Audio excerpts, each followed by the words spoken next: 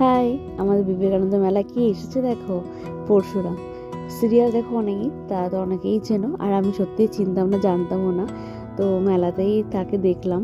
এই ফটো তোলার সুযোগ আমার জিৎ ভাই করে দিয়েছিল, একসঙ্গে আমি আর আমার বোন তুললাম। আর মেলার মধ্যে এই ফটো ফ্রেমের দোকানটা দেখো, এত সুন্দর। এই দাদাটার বাজারে দোকান আছে, আর এত সুন্দর সুন্দর ফটো ফ্রেম, কি বলবো।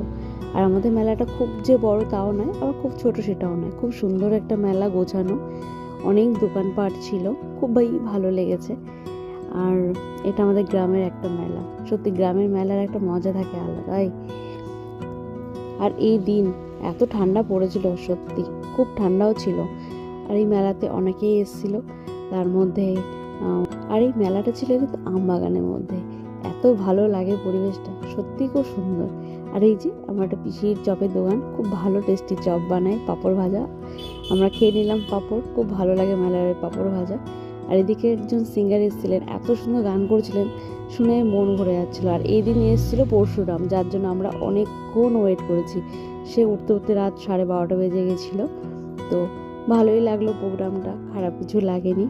ওনাকেও দেখলাম, বেশ ভালো লাগলো। আর এই যে আমাদের জিৎ ভাই, যার আমার এই ভাইয়ের জন্যই সুযোগ হয়েছিল পরশুরামের সঙ্গে ফটো তোলার।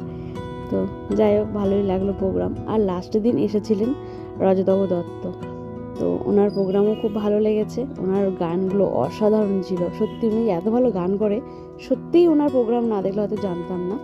যাই হোক, তোমাদের কেমন লাগলো মেলাটা অবশ্যই জানিও, প্রোগ্রামগুলো কেমন লাগলো বলো একটু।